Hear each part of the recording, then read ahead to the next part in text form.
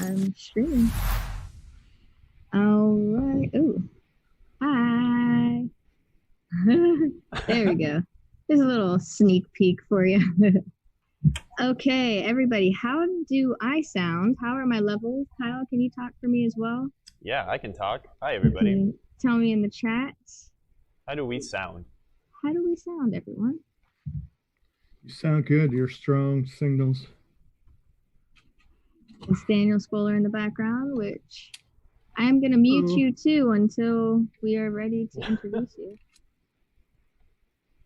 Sounds good? We sound good, really, for the first time ever? We did it right the first time. The sound is the most nerve-wracking part. All right, well, let's get on with it. Kyle, are you standing where you need to be standing? I don't know, am I? I think so. Hi. Hey, Lance. Hey, everybody. Thank you, thank you. All right.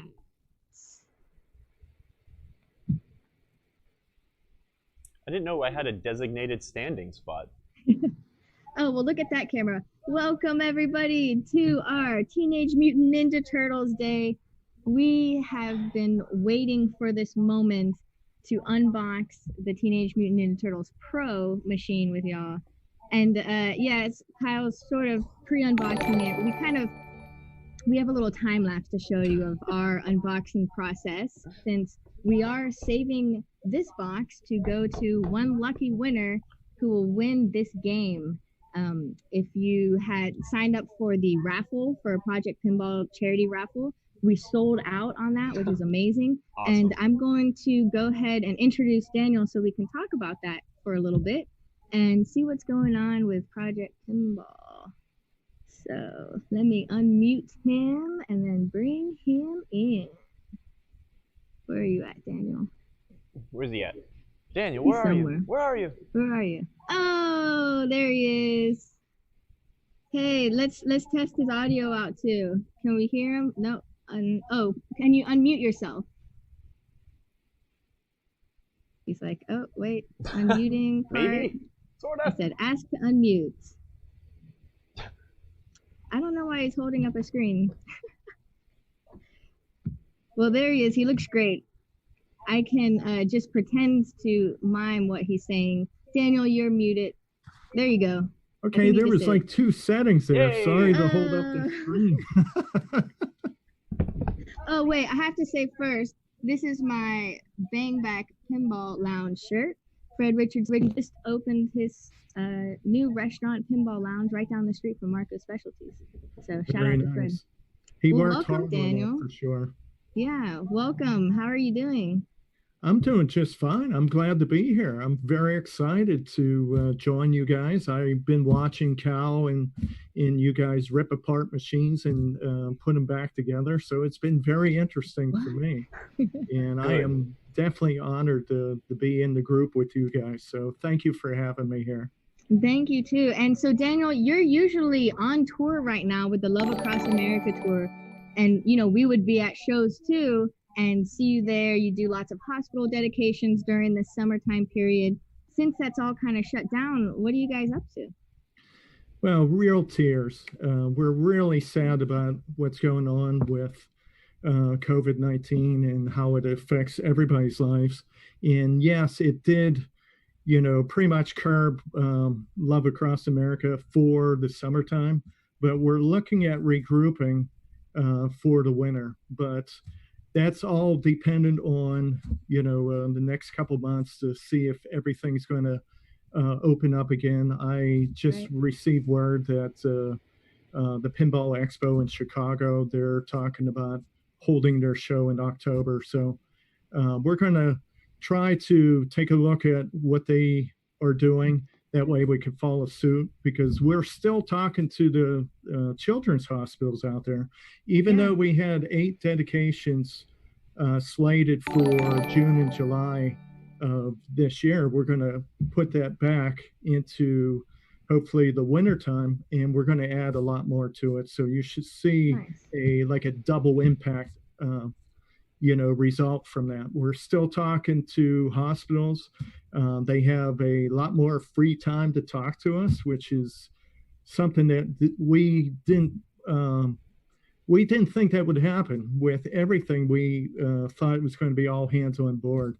But with them pushing off maybe treatments that weren't needed back in March and April, it gave them a lot of free time to reach out to us and build on their program. So we were quite blessed with that. We have a lot of these hospitals that are already signed up.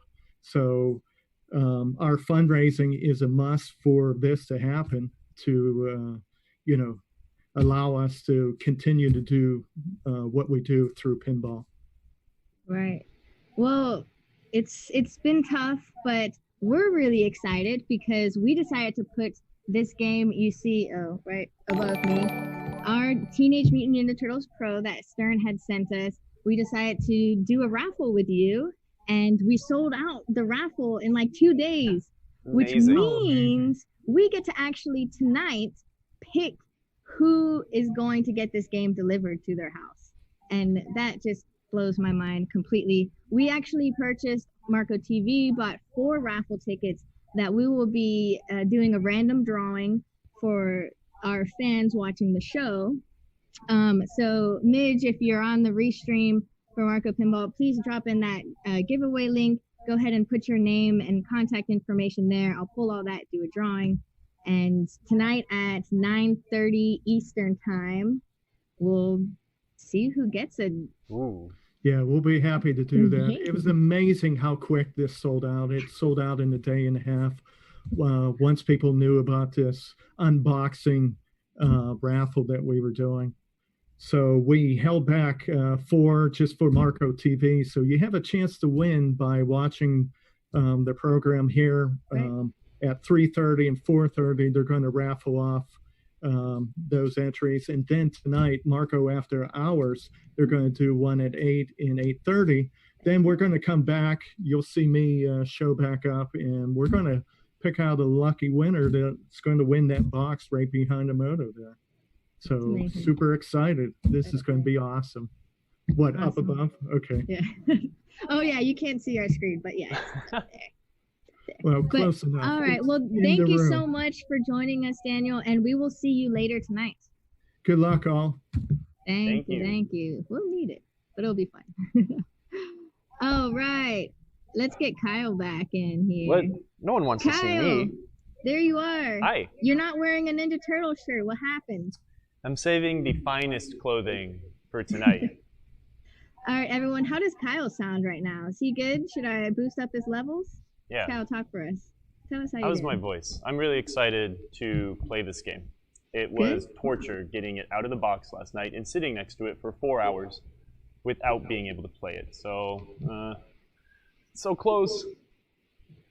That's awesome. Well, let's get on with it. So we did a little movie magic, so to speak, because we are saving this box and we want to bring in Mike and Elliot from Stern Pinball as soon as possible, but we got to set up the game first. So we kind of did a little bit quick fix. So I'm going to play that time lapse, and then Kyle, if you want to talk about just the unboxing process while I play it, that would be really cool. Yeah, sure. Go for it.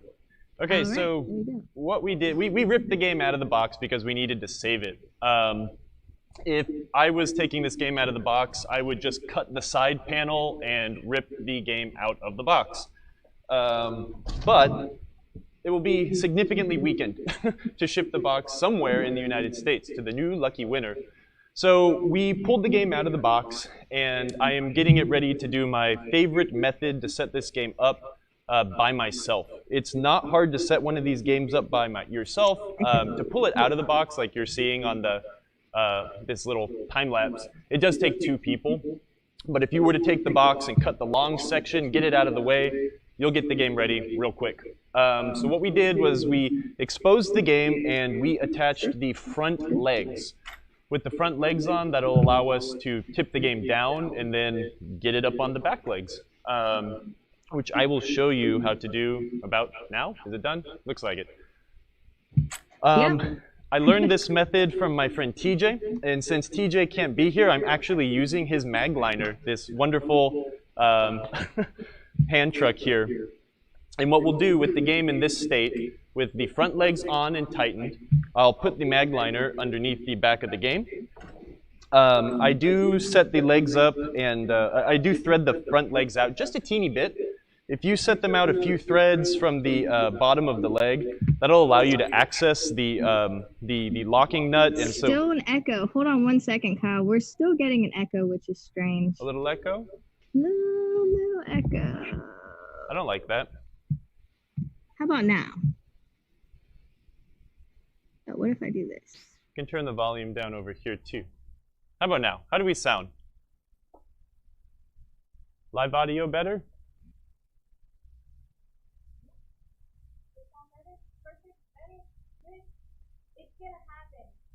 Whoa, that camera was going crazy. Whoopsies. Are we stable?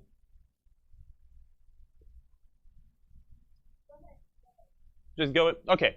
So we'll get the front legs on. So the process now is we're going to get these legs down against the floor. That'll allow us to just concentrate on the back. I like to bring the front legs out a few threads so they don't get buried, like if you're putting the game on carpet or something like that. It also helps bring the game up in the front just a teeny bit. I'm tall, so it's helpful to me to have the front end up a teeny bit. But yeah, so we've got the hand truck here. The front legs are tightened down. When you're tightening the legs to the game, get them nice and snug. If you start hearing creaks and cracks, you've gone way too tight. Get them snug. You don't need to get torque wrench out and say like exactly 50 foot-pounds. It's not an exact science, but these do support the 250-pound game. So think about it that way. You will get some paperwork that is attached to the front of the game like this. I like to take all these goodies, set it aside. You won't need it now. But once you have the front legs on, I have the game on the dolly. I can use the front legs as leverage, and you could get the game down on the legs. The reason the dolly is there is, yeah, you can see it from that camera. Oh, and that camera is working again. It lifts it off the ground. Having the game up this 8-10 inches really helps you use better body posture when you want to bring the game up and you won't throw your back out. Again, some of this stuff does apply since I am so tall. I have weird body mechanics, but this really helps. At this point, I like to have a chair around. I can do this resting the game on my leg, and I'll show you. But to be safe, if you're setting up a game for the first time, use a chair. I will get it. The patented Marco stool, very handy tool. From this point, you will need to make sure you do have your wrench handy. The leg bolts are a 5/8 inch head. For this method, I have removed the rear leg bolts already. The game will ship with the bolts in the leg plate. I will get my other leg bolts and get them close by. To lift the game up and have the legs close by, I will put the legs on top of the head as so. The back of the leg hooks up onto the back of the head, so when I lift it, they won't go sliding. We'll get those guys up here. I did install one leg bolt. What camera read? One leg bolt is in, because that means I won't have to go reaching around and trying to grab legs. I have my wrench in my pocket. The other two bolts, sometimes I will just thread them in here, 1 or 2 threads, just to keep them handy. And now for the fun part. You get to find your grip. I like to put 1 arm, 2 arms underneath the bottom of the game. And these are light. These new Stern games are super light. And at this point, I can hold the game with 1 arm and on my thigh. And I could do the rest of the work with 1 arm like this. We'll kind of do this and get it on there. But if you need some help, you can always keep your handy dandy stool close by. And as long as the stool is a little taller than the legs, this will give you a platform. And this one isn't. Oh, I should have tested that. Well, you know, we can go back to the old method then. The stool will do all the work for you, but in this case, you can watch me suffer. I will definitely be using this tool. What's up?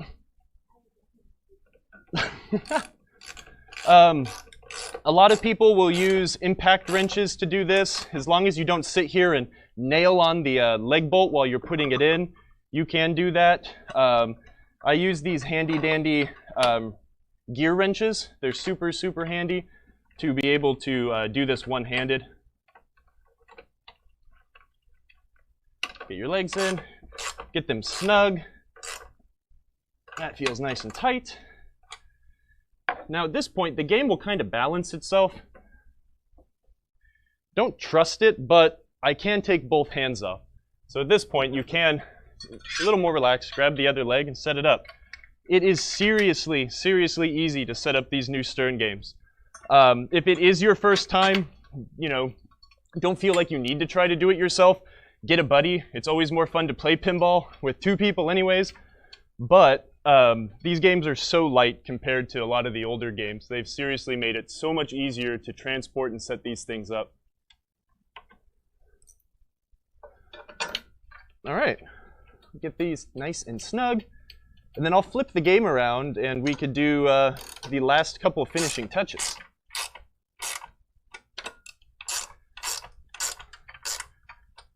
Ta-da! When I do get the back legs out, I will thread them out a few turns and try to level it out. Sometimes you get lucky and you'll get the pitch and the level just right, and you won't even have to sit there with a level or try to get the ball to go straight, which is handy. At this point, you will need to get some flush cutters or something to cut the strap with. I'm going to spin the game around. Tell me when it's in the best part of the frame, Emoto, will you?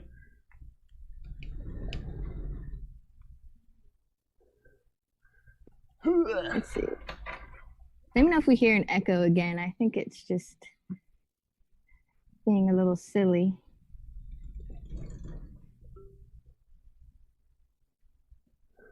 Yeah, you're doing good. Is it in a good spot? Yeah, I think that's great. All right. Thank you. Get a little bit of sweating done with. But now, watch front and back. The strap is under tension. You could take your cutters, snip, snip, there it goes. Gather up your trash as you go.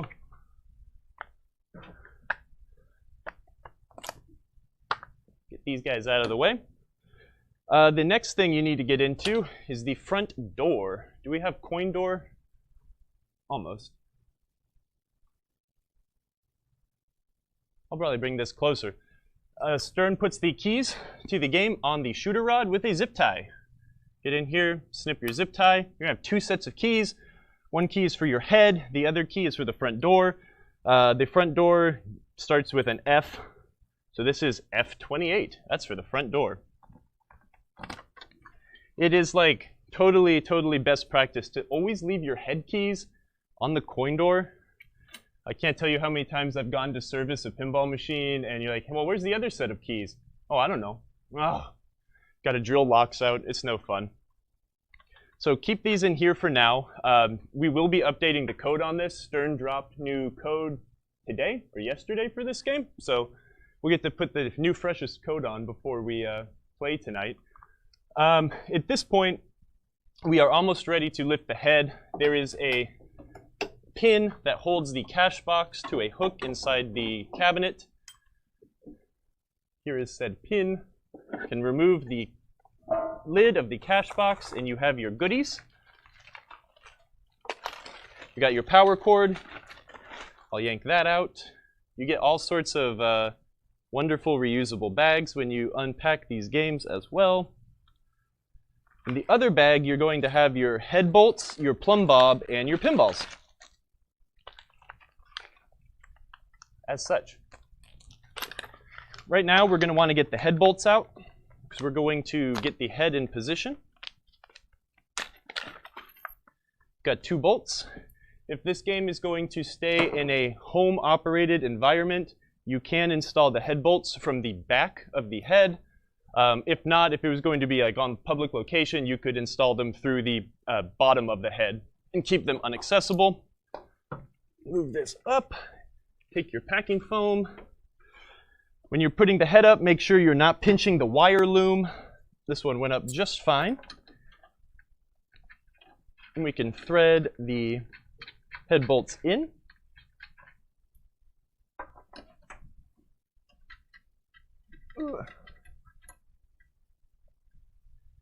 Get your wrench, get them nice and tight. They do not need to be super duper tight, but you know, you don't want the head flopping around when you're shaking the game around.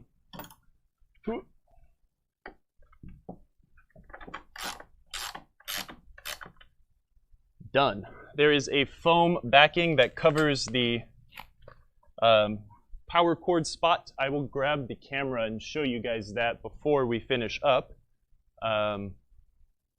Go around and plug this sucker in. Yeah, do you think we could get a camera on where you just did those head bolts? Yeah, let's do that now. It's a little bit different for them, right? Let me disconnect this camera from the tripod. Just lock it in place. Yep, there it goes.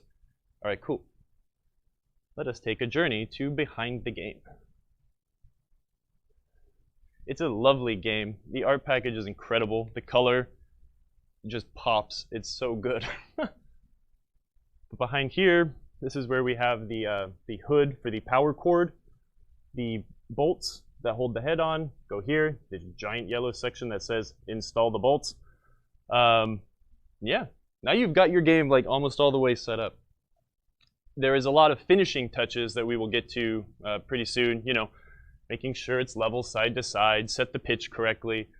We do need to install the plumb bob.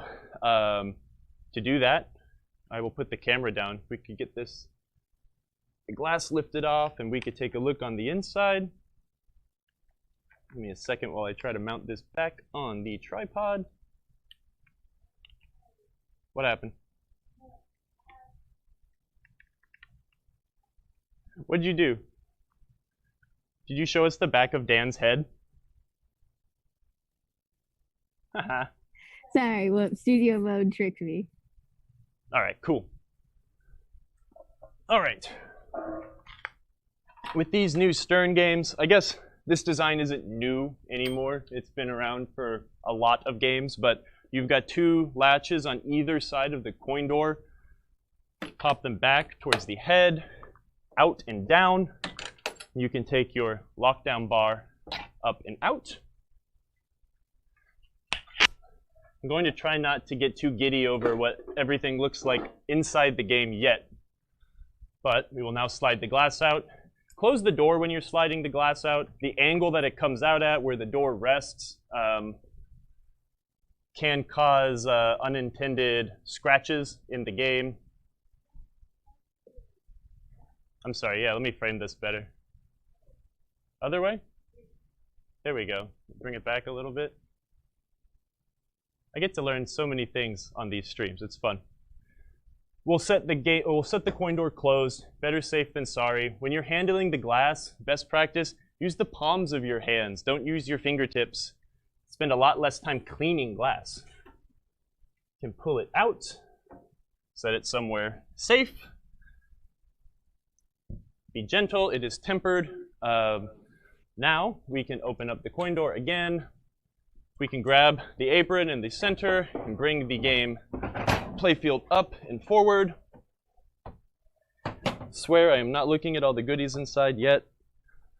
We can take our plumb bob, which is inside the goodie bag again, and set the plumb bob in the cabinet. I will set it and then I will bring the camera closer to show the actions.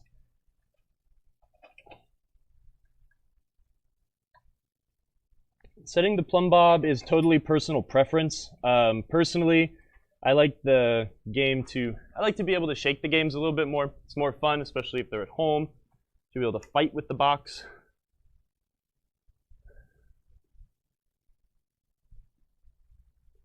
The plumb bob there is a hole through the center of the this piece here. It slides up onto its hanger. There is a thumb screw that tightens the tension against that rod that it hangs on, so you can loosen it and slide it up. Closing the space in the circle here will cause this to hit the outside circle, easier with gentler nudges. So, but if you have a little bit more space, you have a little bit more room to swing the game around. I like to set it, somewhere between this is way too easy and I can, you know, if I flip too many times, the game will tilt. Another thing to keep an eye on is where this wire form that surrounds the plumb bob, make sure it's centered. Sometimes these things will ship and they'll be bent down a little bit, up a little bit, and the plumb bob will prefer one side or the other. So it'll be a little more sensitive one way than the other side. This one's perfect.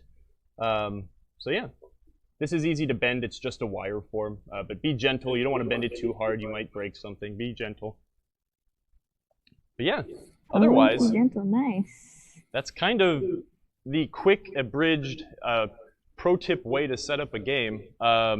It's easy to do by yourself. Do not be scared.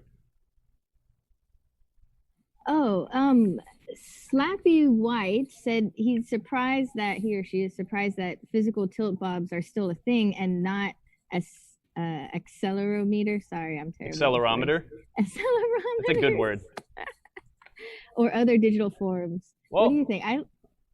What's your thoughts on that, Kyle? And why change something that works, right? It's a cheap mechanism. It doesn't require, you know, any sort of fancy electronics or anything like that. It does the job well. Harry Williams designed the tilt as we know it. Maybe not the current incarnation, but it's a really, really simple setting. If one side of this metal touches the other bit, it closes a switch, and that's where you get your tilt hit. The next step, if we were going to get ready to play the game, would be to take your pinballs, clean them off. Sometimes they have a light coating of oil on them to keep them from corroding. But now might be a good time to figure out what's in the box. I don't know. What do you think?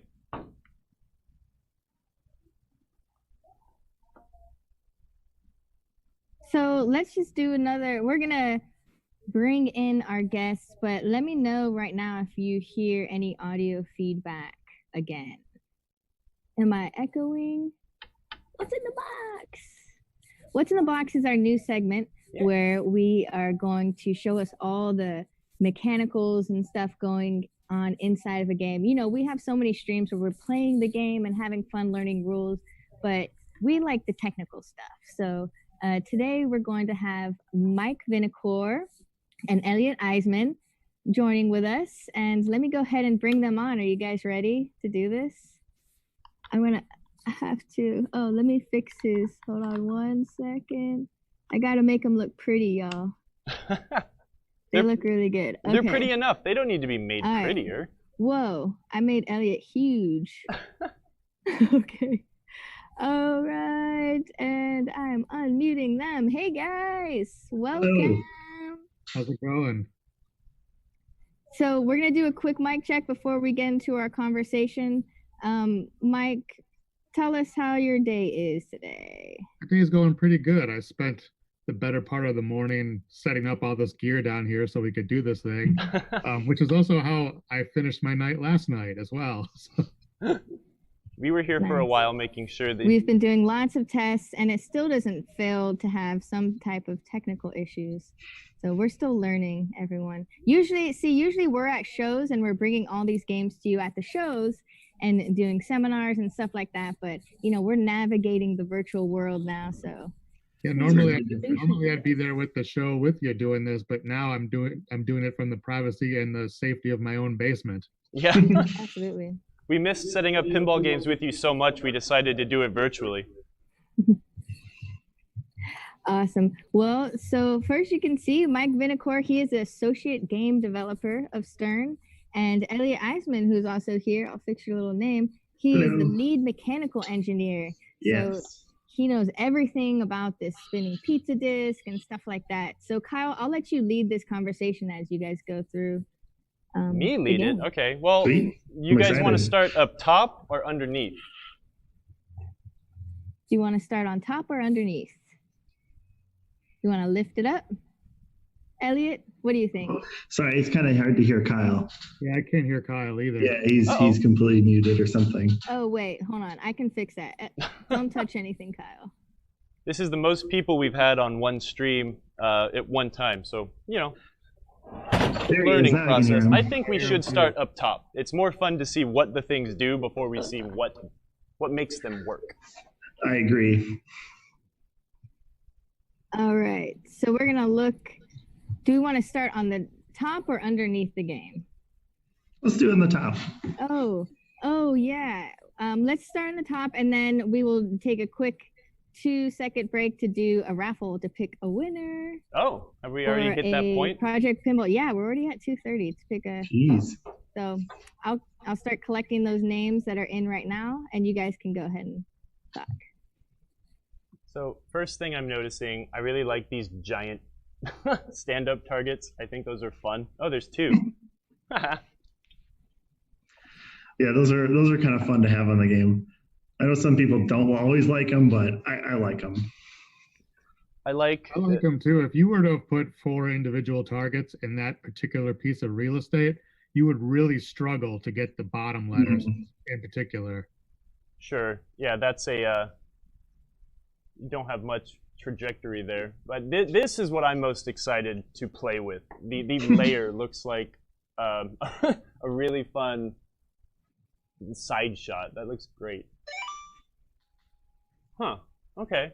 I just kind of got an idea now. I was really curious to see the this layout. There's so many things to hit from this left flipper. You've got like an orbit and a ramp. This diverter is fascinating. We need to talk about this. Behind the back box, I like that, or the back plane of the playfield. Okay, so let's start talking. Are we ready for raffle time, or should we dive in? Okay.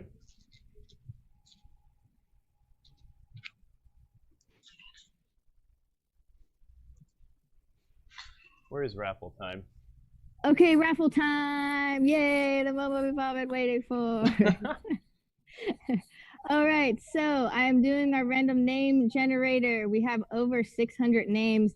And to remind you guys, you have to be here. We're like a radio station. You have to be here right now to accept your award. So if you are, say hello in the chat 50 times, and we will send you a message. So our winner for what are we raffling off? A Project Pinball raffle ticket. So that could be your game too. So you got to do a raffle to a raffle. And the winner is... Drum roll. Drum roll. My computer's frozen. Oh, wait. Gerald. Oh, this is working terribly. Oh, wait, there we go. Where'd you go, Gerald? I saw the first name. Oh, sorry, I was way off. Graham Lomsky. Graham Lomsky. So I'm gonna write it in our little chat box. Graham Lomsky. You are the winner. I'll put it up on the screen too to give you a little chance to claim your prize. Graham, lucky and fella. Congratulations, Graham. You won a raffle ticket in a raffle.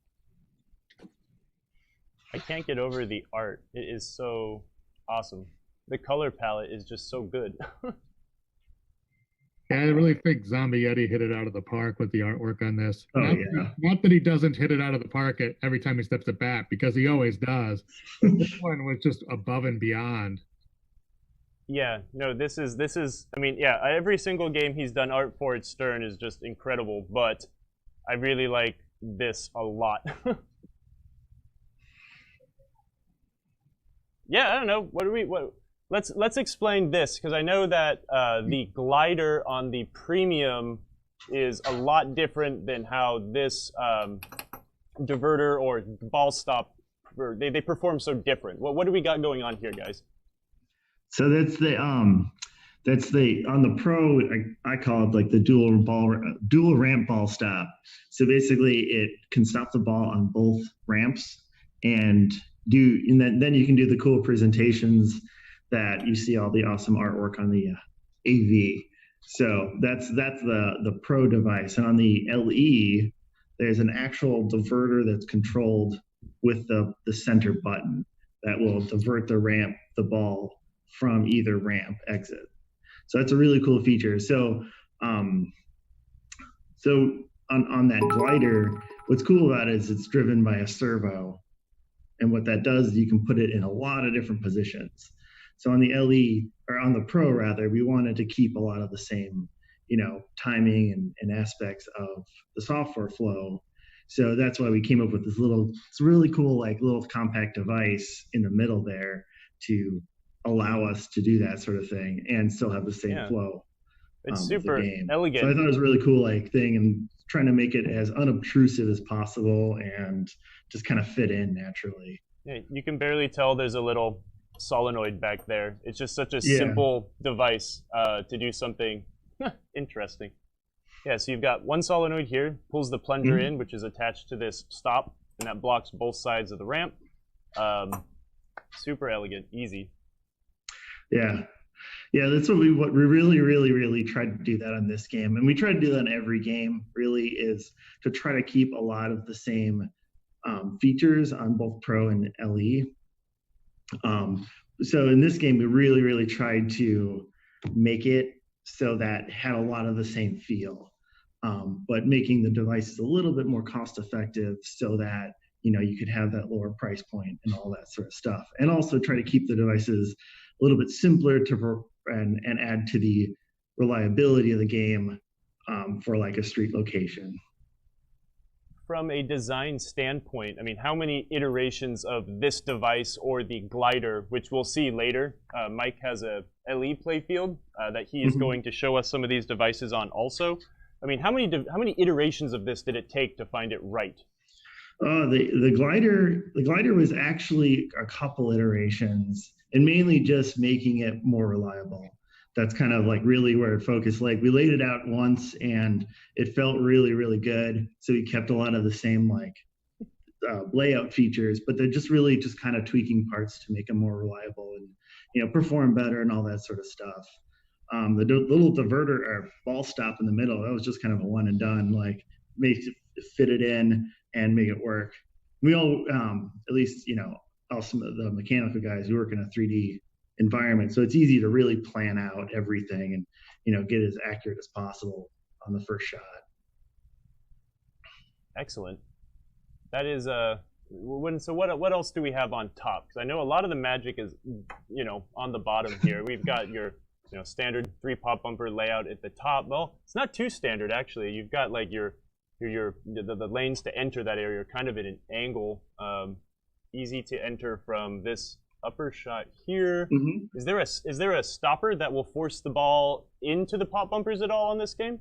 Yep. So there's one right behind the van. You can't really see it from from just looking at it. You kind of need to peer around or take the game out, the layout out. But there's a ball stopper that'll stop either orbit and then the inner orbit as well. Gotcha. Well, let's lift the game up. Let's take a look, because a lot of the magic is always on the underside. And hey, there it is. Yeah, what's cool is that position of that post. We went through several iterations on that to get that one right.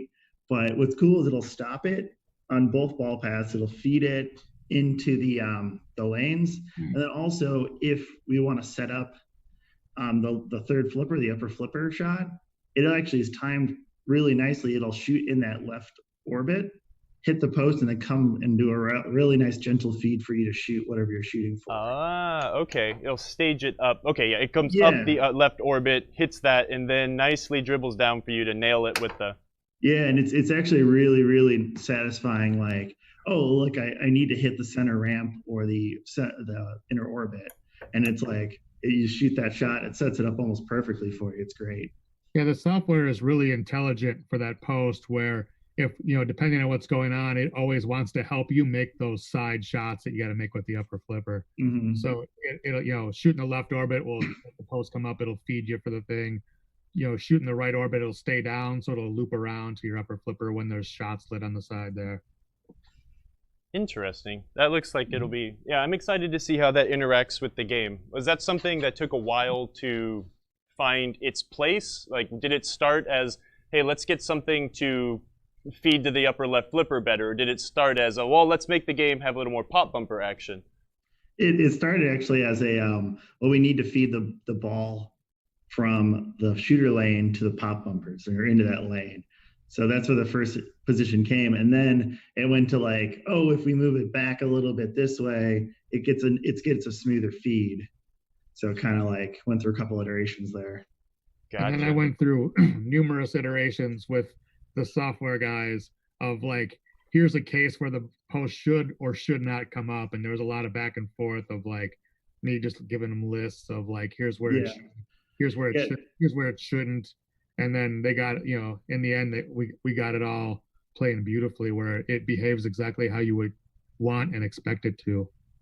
Yeah, what's kind of different too between these two models is, so on the Pro, it's got that little like shooter ramp that goes right into the orbit and then feeds into the pop bumpers. Where in the LE, it's got a big ramp that feeds it and dumps it actually into the big ramp up there. So it was kind of like a little bit of challenging because like the post behaves differently between the LE and the Pro on how it like actuates on like the first like launch and all that. Yeah, that's yeah, I can see that being a something fun to code for. You know, I mean, of course, the Premium and LE or Pro are such different layouts. You know, kind of got the same bones, but when you've got similar mechanisms in the same place, like how is it going to react differently with, you know, this feed or this extra feature on this ramp or something? Yeah, exactly. And that's kind of like, that's why we're trying to like keep a lot of the same features just to make their lives a little easier. Hey, Mike, can you put your other screen back on? You destroyed Elliot. Oh.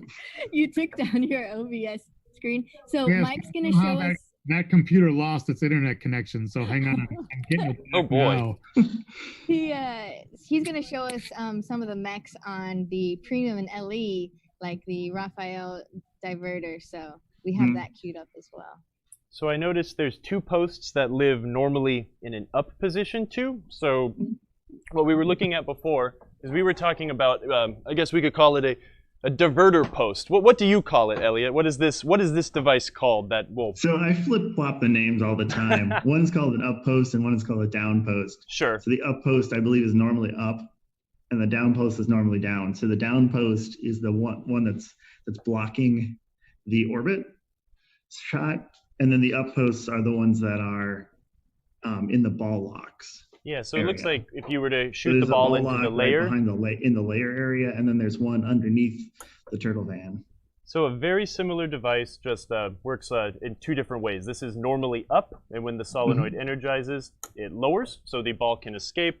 Where this one, the ball will normally travel over, but if the game deems it necessary, it will energize and block the path of the ball. So two similar mechanisms that do totally different things. Are there any other updated mechanisms here? It looks like we've got like the standard footprint for the slingshots. The flippers look the same. The trough looks the same. Let's see, what else here? Is the footprint for the auto launch, is this different? No, that's the same. Okay. I don't know why it looks different to me, but okay. No, that's fun. This is there is a lot going on here. The motor for the pizza, let's talk about that guy. So this has a magnet and it also spins. What's going on here? Okay, so this device has been out for a while. I think the first, I mean, maybe other people can correct me, but I think the first time we did, it's been done is on Twister. A really older game, but so this device has kind of been around a while, and so this is a kind of a take on that device with a lot of the same components, but the difference on this one is the motor. So this one is a DC motor, and it spins at 400 RPM, so it's probably the fastest spinning disc we've ever done, and it really has a lot of torque on that motor. So like it can whip the balls around. When you get 3 balls on there. Off of the feed, it almost shakes the game because it's got a lot of power there. So that was kind of fun and exciting because it's just cool to see what Dwight and team can come up with to like make that thing just do all sorts of cool stuff. So what it looks like, we've got like a standard kind of a pancake magnet coil. So it's hollow in the center. and that is where the magnet core comes into play. How did you route the actual spinning disc while still being able to get that magnet core into the whole assembly? Oh, so that's actually like a welded plate. So the stainless steel plate, and then there's a ferrous core in the middle there that actually is being spun. So the core itself is actually being spun and the magnet's stationary. Interesting. So, and then there's another sleeve in there that actually protects the magnet so that everything can run smoothly. I like that. That looks fun. Yeah. And you guys were mentioning too the way that the balls are locked and staged. You tell us about you were mentioning like with the flippers staging the balls themselves. Can you explain that a little bit? Oh, sure. So there's a 3-ball lock underneath the party wagon or turtle van. So that post will feed down the lane there, and then actually in software the flipper will flip up. So the software is controlled. We call it softwarely controlled. But it'll come up and then it bounce off that flipper and then hit on the magnet center core there, and then be activated on the magnet or stuck on the magnets. And then 3 balls will bounce off of that flipper and then get stuck on the magnet. And then it starts spinning and do all sorts of crazy stuff. It's a really cool visual to see them load the 3 balls onto that spinning pizza, and then they're whirling around at super high speeds and then come flying off of there. Yeah, and that geometry was Borg had laid it out, and he was kind of concerned at first, but when we tried it out, it worked beautifully. So then slight tweaks here and there to kind of get the positioning right, because I mean you can probably see on the underside there, it's like kind of packed in tight with that flipper base. And yeah, let's take a look, because that's like, you know, everyone has their wish list of how a pinball machine can be laid out, but you're really limited by your footprint, right? Each of these things have such a big footprint, and there is no space at all between this flipper base and this magnet assembly or this lamp board. That was kind of part of that fun part of that design too, was making sure nothing touched or interfered. Sure. And we took that bracketry and kind of remade it so that it kind of fit this game really nicely.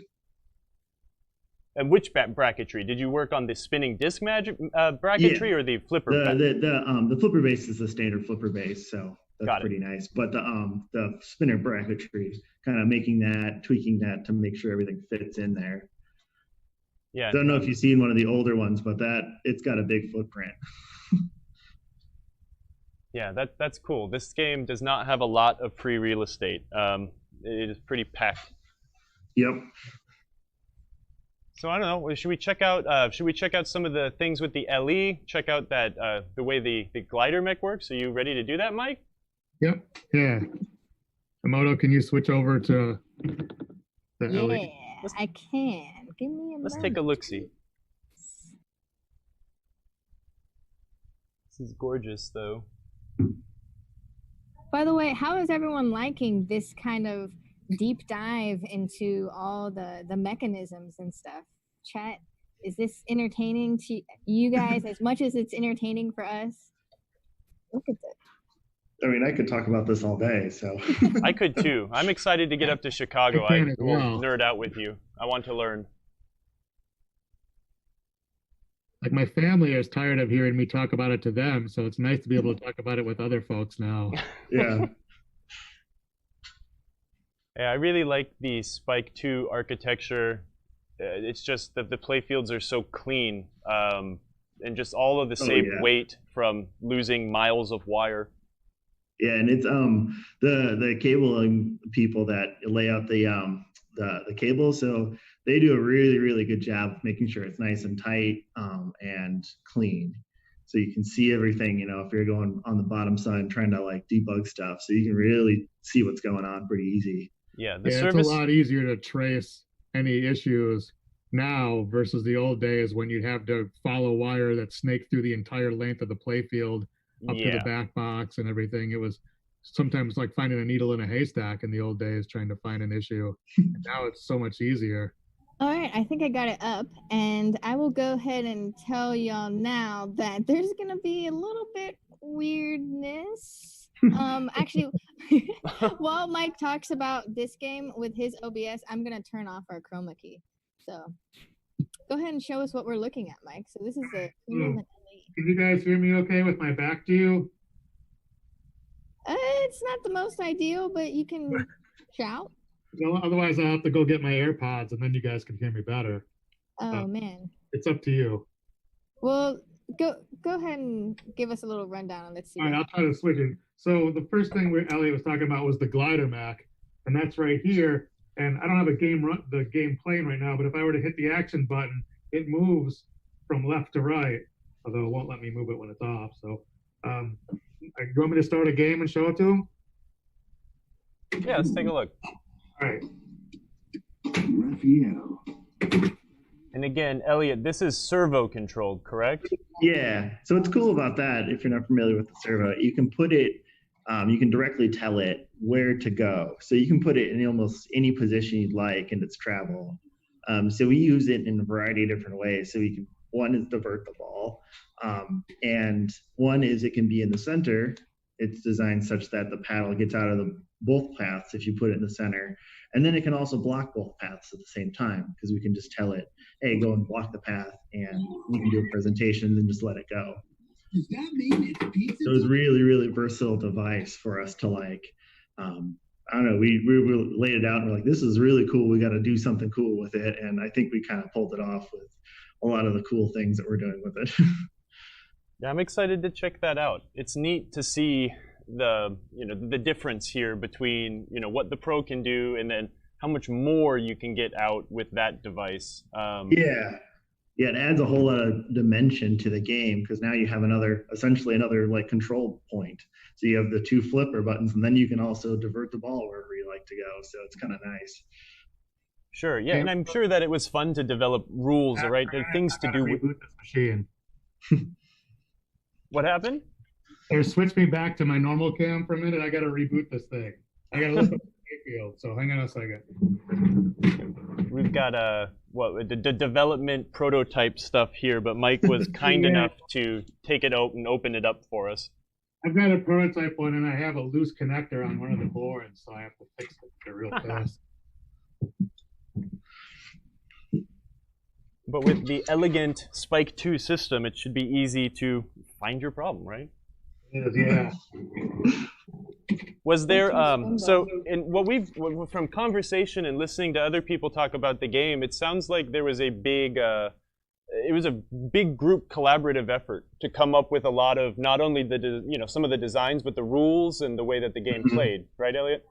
Yeah. So the whole team kind of started on that with like right in the beginning. We all sat down in rooms and just kind of said, okay, well, what do we do here? And we all were kind of drawing on the whiteboard and, trying to figure out how the game would flow and then how that would impact kind of the rules. So kind of like really collaborative right in the beginning. So it was a really cool process to be a part of that. Yeah, it was more of a bigger team effort than typical. Like Dwight was the captain of the ship, and he had this overall vision of like, here's the different kinds of things I want, and here's how I want to integrate the different aspects of the Turtle universe. And we had the whole team really participated quite a bit in a lot of the game modes, which was a lot of fun. And I think the game modes turned out even better for it. Mm-hmm. Awesome. What was the development cycle of this game? Was it a pretty standard, wasn't short, wasn't long, it just kind of everything fell into place, it sounds like? Yeah, no, this was just kind of on our normal schedule. So everything, like you said, everything just kind of fell into place on this one. And we had a really, really strong team with, everyone from like software to game design to AV design and sound and, just kind of everywhere, and everyone kind of put their hearts into this one. I think it really shows. I am chomping at the bit to actually play this game. I am very, very much looking forward to it. How long do we have to talk about Maximoto? Can we start seeing the game in action? Yeah, I'm ready to show it to you now again. Oh, okay, you want me to bring in your screen? Yeah, you can switch it back. Oh, okay. So we're gonna look at Mike's LE. Is it an LE you have that you're showing us? Oh wait, oh my connector came loose again. Give me a minute. Don't switch back yet. Is that one of the older Playfields, something that's been around in test for quite some time now, or? This was the first one. It's had some miles. So, hey, from the chat while we're here, because we do have an awesome chat room of people asking questions, Dakota Mike was asking, do the shipped games have those super nice apron cards like in the promo pictures? Or are they just standard plain ones? And I can attest that they do have like 8 baby turtles on those cards. Kyle, can we look at the cards? Yes, they are awesome. Oh my gosh. We like peeked into the box last night and we were like, oh, it looks so great. Yeah, it's a little more fun than just a generic yellow, this game costs $1 and here are the rules. It's fun.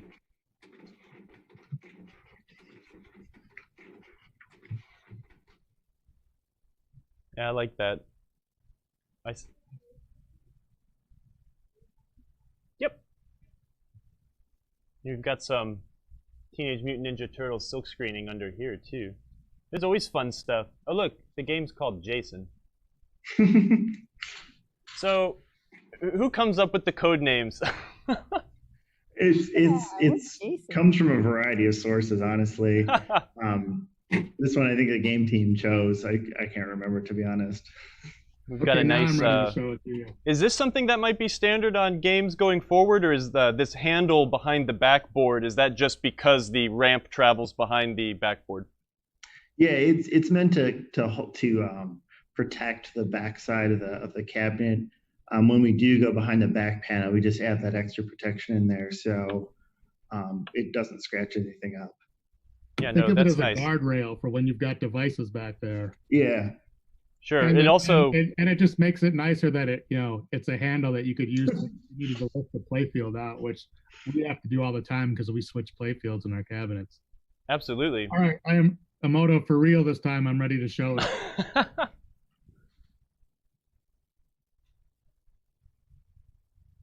I will forgive all of your technical errors if you forgive mine.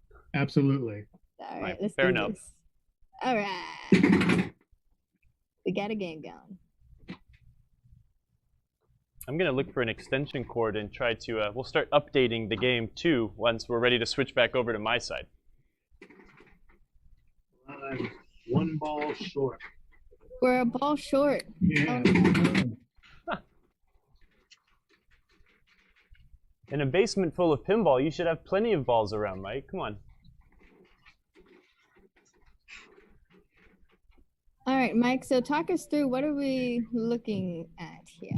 So once I get going into this to here,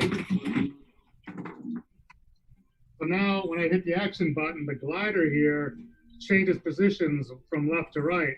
When it's facing this direction, the left ramp has a sign, and on the sign it's lit that I can build the glider value.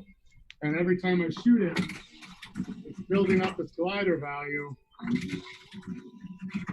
that I can then collect if I move the thing to the other side. So see, I've got the glider value of 315. I can keep going, and I think it caps at 2,500,000. So then if I switch the glider to the other side, now the sign on the other ramp is lit, and if I shoot it, I will collect that glider value that I built up. Ah. So depending on which way the glider is facing, it diverts the ball to either the left flipper or the right flipper. So this direction, if I shoot it up here, it's feeding my left flipper. And then if I change the direction here and I shoot it up here, now it feeds the right flipper. Huh. So it really adds a way to, for the more advanced players especially, can plan their shots of when they want to feed to the left or the right flipper by which way you got the glider going. Another thing that's different is the turtle van. I'm gonna hold the flipper up so I don't get a ball search. When the van will actually lock balls. Can you guys hear me okay? We had a quick Zoom error. One moment. Okay.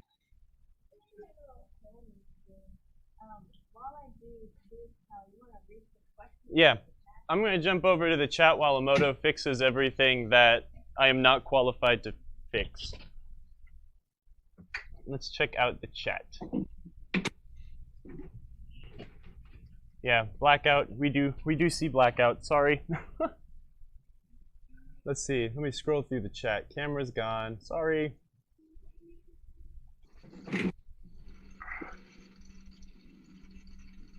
So someone's asking about making LEs. I know that Stern's production schedule, you guys always run the pros first, right? And then the LEs and then the premiums?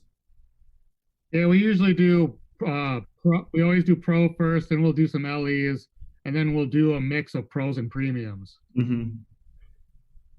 And it's nice now with the flexibility of the production line too, being able to get other games that are in demand in every once in a while. I think a lot of people appreciate that. We have more than one line. So right now, you know, for example, we have a line running Turtles that's dedicated to Turtles, and we've got another line that's running to fill our back orders of other games that people, you know, have been ordering. Mm-hmm. All right, I think we've got our camera problems fixed.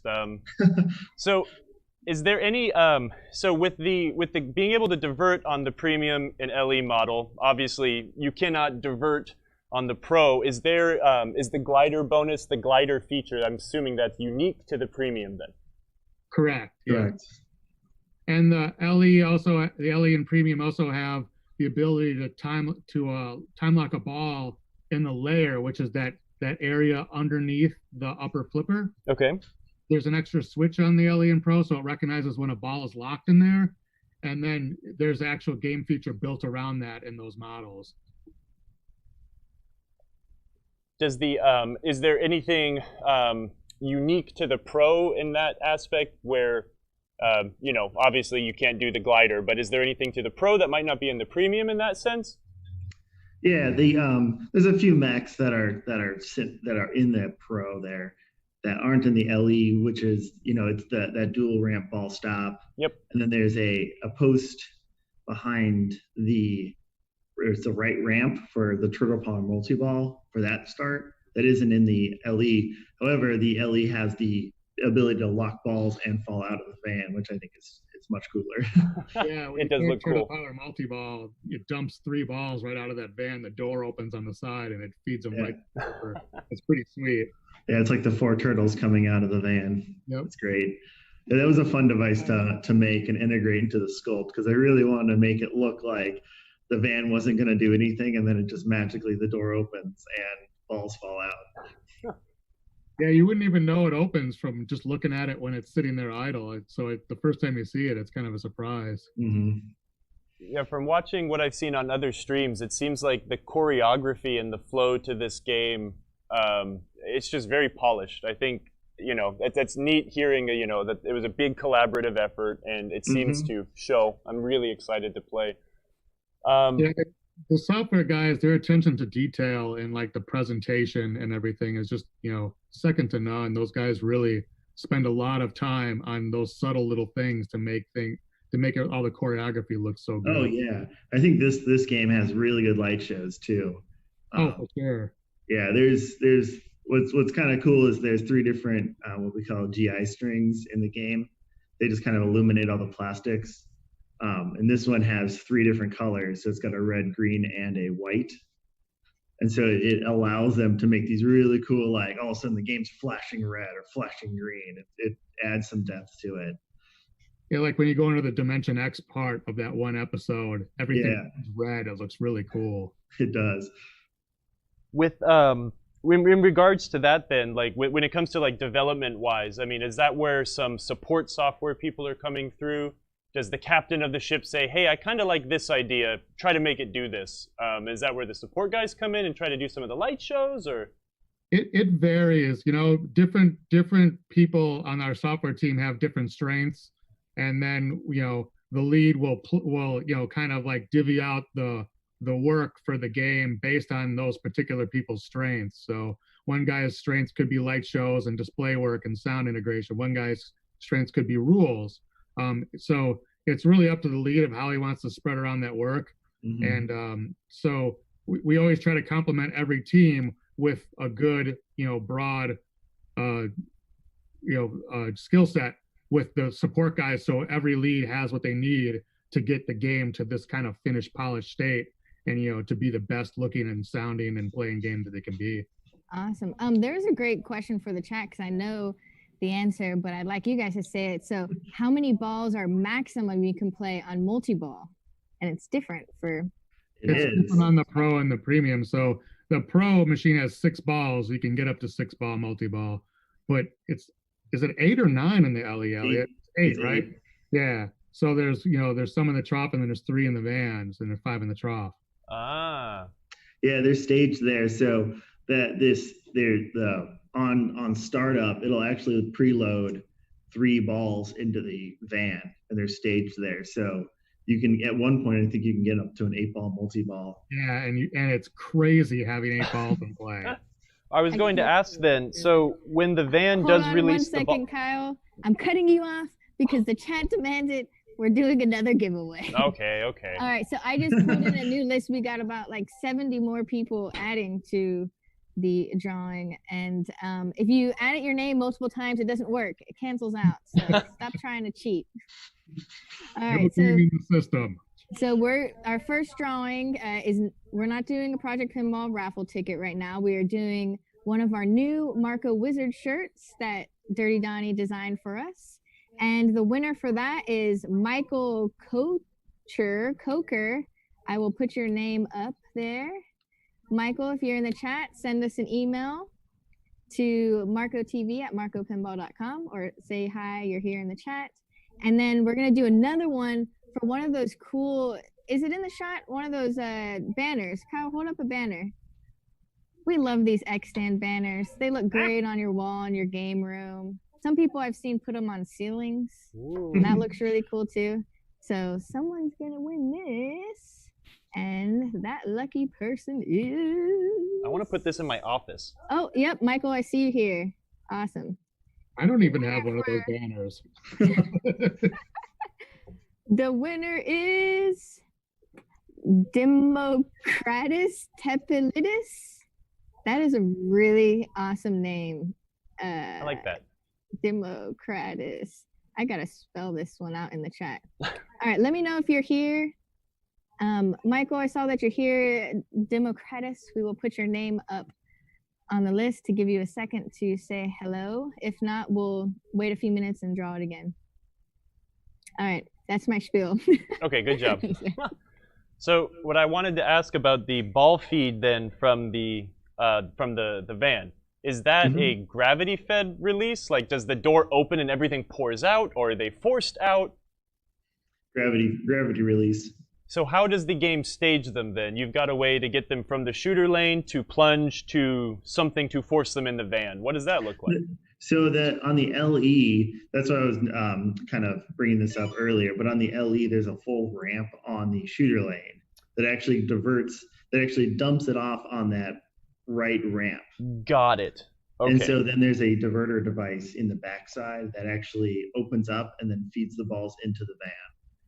And then there's a one-way gate that keeps them from falling out when you tip the game over or, go in shipping. So they can, we don't ship with the balls, but anyways, if you put it in service position, they won't spill out everywhere, it's nice. Yeah, that is I thank you as someone who takes games apart all the time. That makes everything so much easier. Yeah, we try to, as best we can, we try to make things, 1, reliable, and 2, serviceable. Is the ramp in the shooter lane, is that a wire form or is that a formed plastic ramp? It's a steel ramp, actually. Okay, cool. So if you've seen the Black Knight Premium, yeah, how that has that big ramp on the right side or the shooter lane, it's a similar look to that, but slightly different because then it makes a little turn and then it dumps it off really smoothly onto the ramp. That's awesome. That's neat. And that was kind of the big first challenge on this game, was getting all these crazy ramps to lay out and fit nicely. There's a lot of depth to these ramps, the center ramp, the right ramp, and then that shooter lane ramp, which is on the LD Premium. But getting that all to work right was kind of a maze right in the beginning. That's the first thing we tackled, was making sure everything fit and was smooth. It is almost like there's 3 levels to the game. You've got like playfield level, and then you've got what, center ramp level, and then you've got right and left ramp level, which are above that. Yeah, yeah, and then integrating that into the glider mech and making sure everything fit, and you could see everything, and there's a lot of ands in that. And I think that's fascinating too, the way you mentioned like how you load the ball into the van. You're working a lot with the vertical space, but not making something that looks like a hodgepodge of things shoved into the game. Without resorting to a subway or something like that. I would have never known, it doesn't, when I'm looking at the pictures of the premium, it all is well hidden. The stage dressing is nice. Yeah, that's what I was really trying to make sure that it just felt natural and it just looked natural. Because, I'm kind of a pet peeve just to have a big honking device that you can kind of see in the middle there. And it kind of takes away some of the magic of like, oh, that's cool, but I can see how it works, Yeah, definitely. And even like this solenoid here for the ramp blockers here on the Pro, it's just a little bit smaller than the bracket. You'd never know it's there. Yeah, exactly. And just like, oh, look, you would think there's something that goes through the playfield to actuate this thing. No, it's just a little device there. Yeah, we had a question from the chat, I think that is relevant to this. From Rolling Wonder was wondering, on the Pro, does the mid-ramp ball stopper ever activate during multi-ball, stopping balls on both ramps at the same time? It doesn't really do them both. It will stop it if you collect something that normally would stop a ball. It will stop a ball to show you the presentation, even though other balls are the thing. But it's kind of nice because then you get like a little bit of a breather when you got the one ball stopped up there. But in theory, if you shot two balls that fed both sides at the same time and the stopper came down, it would stop both, yes. You have to make that some super special MXV skill shot. You can get both on the ramp and stop them. What's it been like transitioning? I mean, I know it's been years now, but the way both of you guys need to work with the animation and graphics team, what kind of like dynamic do you have working with the visual aspect too?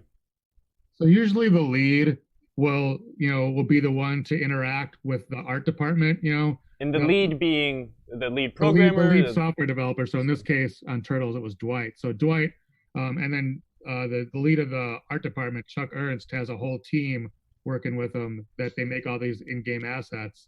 And, they'll like the lead will typically work. And it's not just independent of the lead, sometimes it's the whole team, but the lead is the liaisons, and they go to each other and with like, here's what I need.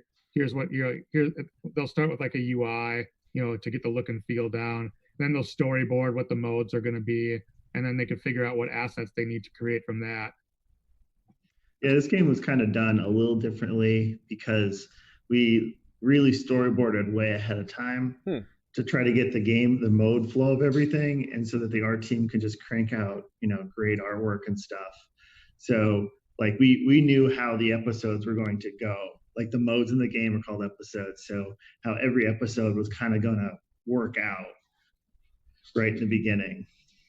Yeah, and it did help streamline the process because once they got going and the art started coming in, it was like pouring in, like you turned up the faucet full blast. And as I was getting new builds given to me almost daily here at home, I was seeing stuff every day. It's like, wow, there's new art here, new art here. It came together pretty quickly once the assets started rolling in.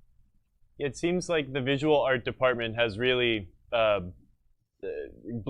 blossomed in the last few years. And I know that the team itself at Stern has also grown significantly since the first couple LCD games, correct? Yes, the art team has grown tremendously just in the 3.5 years that I've been at Stern, but also in that time, they've really hit their stride as far as like, finding the sweet spot and whose disciplines, are best for which parts of the game. So now they're firing on all cylinders and they're the most efficient they've ever been. Mm-hmm. It's awesome. I always do appreciate seeing something new on the screen with every couple updates. It's fun because the thing always is constantly evolving for a point. It's fun to grow with the game as you guys are developing and releasing new code. Yeah, it's fun. It's different than how it used to be. Let's put it that way. Do we have? Did we compile a list of questions that came from Facebook and such, Emoto? I know there were a couple good ones. We do. We just got a question from Mitchell Reeder saying, what are each of you proud of the most in this game? Good one. I can start. So I'm proud of I think my favorite mech to do on this one was the little Krang mech on the LE. I don't know if you kind of saw that in Mike's kind of little display there, but there's an actual like 3D sculpt of Krang, and he's in his little mech suit and he jumps up and down. And that was just so much fun to make. Because he's like, I would try to make him have much of the motion as possible, and you know his legs are fully articulating and stuff like that. So it was really cool to do that one. And then the next one would probably be the glider. It was just such a cool mech. For me, I was just really proud of how as the team as a whole really came together for aspects of the game rules and for the and just how those episodes and the pacing of the game played out. Like more so than I wouldn't want to say than ever, but more than usual. It was a much bigger collaborative effort, and I think that the game really won for that because the theme integration and just the pace and everything I think is just spot on. Like there's a lot to do in this game. People will not get bored of it quickly. It's challenging, and it's just if you're a Turtles fan, the entertainment value there of this franchise that you grew up with is all there. It's like it hits all the right spots. And I just really wanted to blast the intro song. Like when you turn on the game, it's like Teenage Mutant Ninja, and like have us all sing it together. But we can't do that on the internet anymore because we will get tagged. That's true. So but that song will get stuck in your head all day long, every day. When I watch, I'll be working down here for hours, and I'll come upstairs and I'll be singing it to my family when I'm coming upstairs. Yeah, my wife was upset after I watched Jack's stream, and that's like all I was saying for 3 or 4 days. It's just, she's like, stop, stop. Oh, man. Yep, and in our after-hours stream, that's at 8 p.m. tonight Eastern Daytime, we are going to be wearing Teenage Mutant Ninja Turtles costumes. Not like full-on costumes, you know, but we'll be festive. I would have worn one if you guys sent me one in my size, but... That would interfere with the green screening I'm doing right now. That's true. You would just see like the mask, you know, like the red mask, and then the rest would just be invisible. You wouldn't even be a talking head. You just, I would just be talking eyes. So no, that's a good segue to the question. To each of you, it's a cheesy one, but who are each of your favorite turtles? Donatello. You know, and I don't really have a favorite one because if you're talking about the aspect of the game, it really depends on what I'm going for in the game. But I like the turtle that gives me the outlane ball saver at the start. But if I was in a competition, I'd take the turtle that gives me turtle power that's one shot away.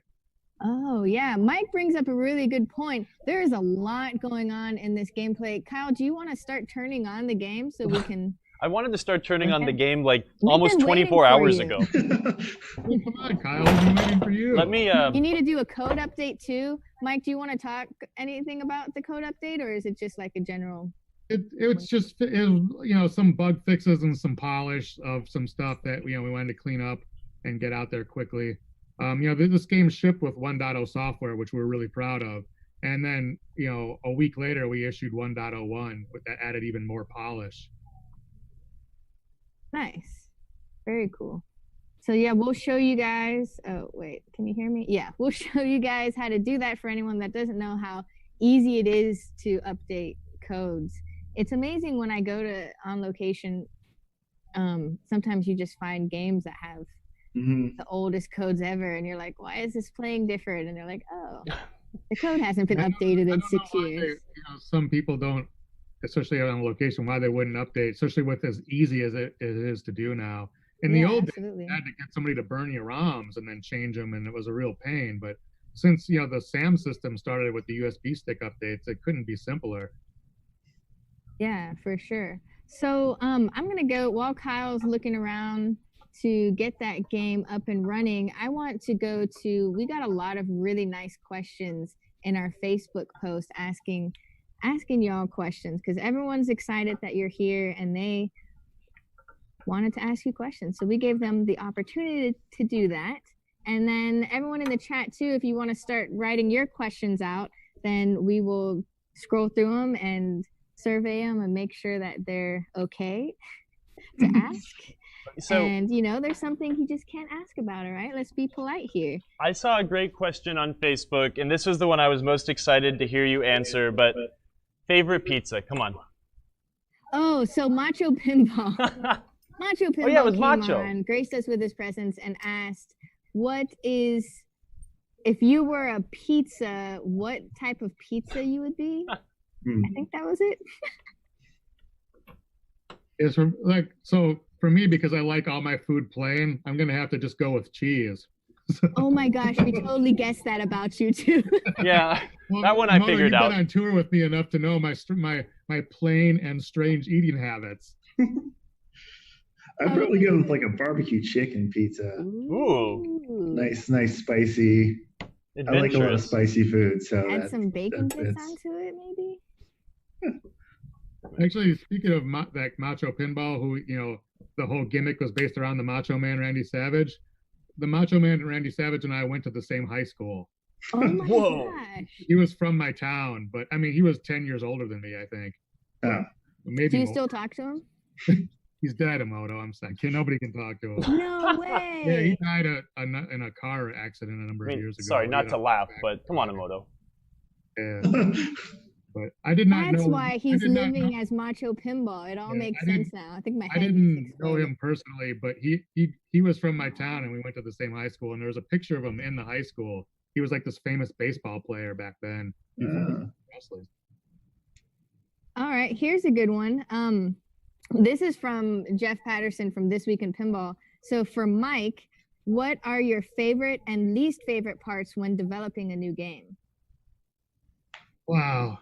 Tough one. I don't know about least favorite, because I'll tell you, we have a lot of fun. So it's hard to pick something that's not my favorite thing to do, because I legitimately go to work excited every day for what I get to do and for what we all do. And I come home still excited about what we did that day. And this is the first job I've had in years where I look forward to going to work every day.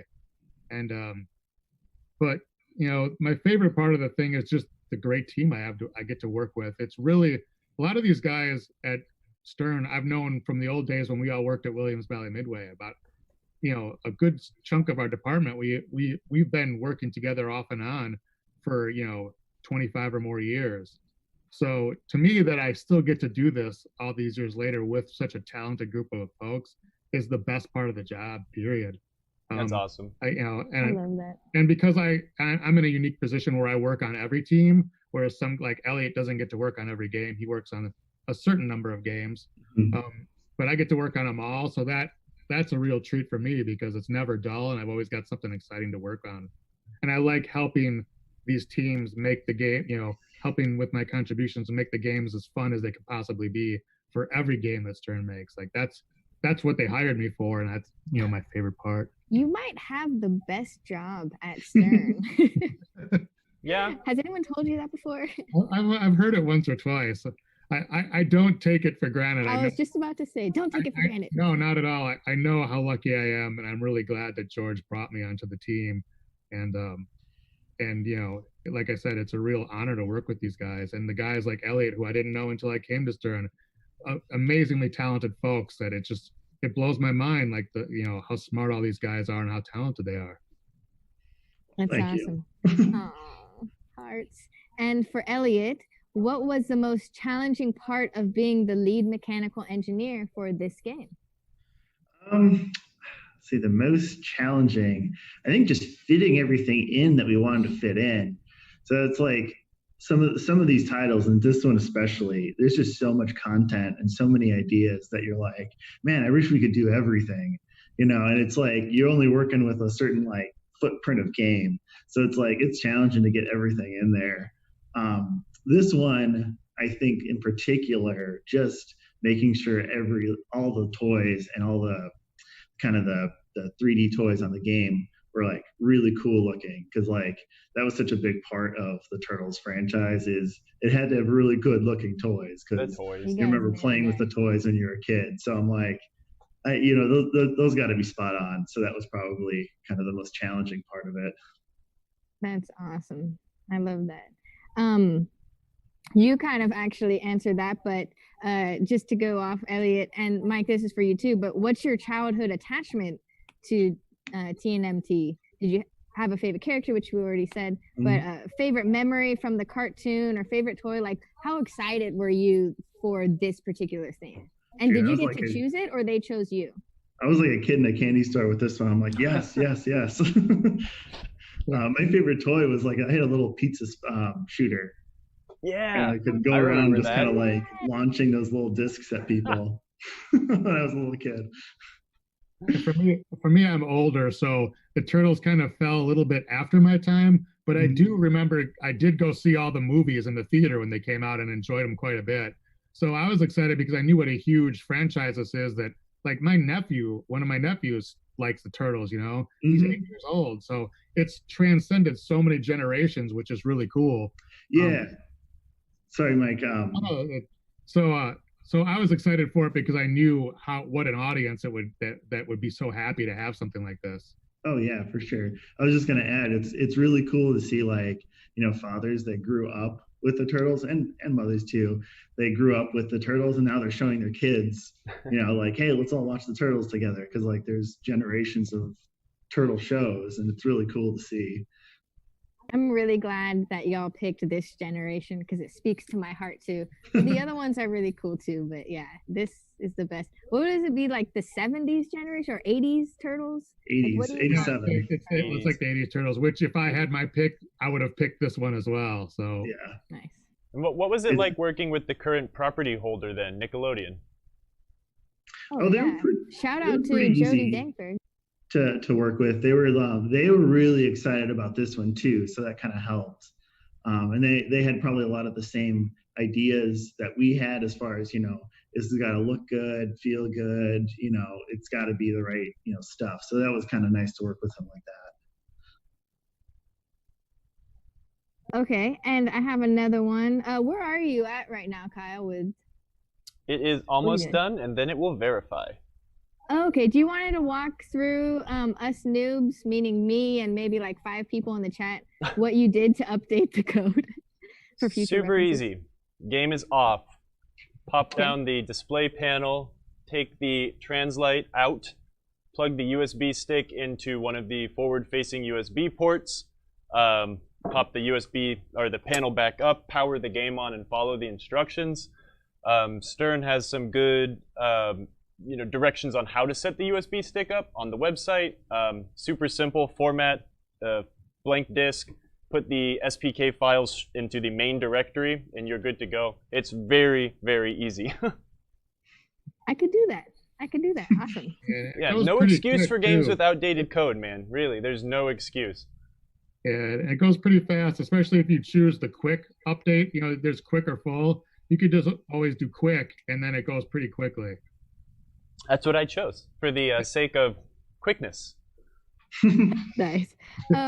So another good question that we had from Mitchell Reeder. He's full of all sorts of good questions. Mitchell's got good questions. I know. We just need to get him to be the host. The top fan, Mitchell. He's a good guy. All right. So this is a good one. So if I were interested in picking up a new in-box Turtles and for home use only, which model do you guys suggest that I get? And why?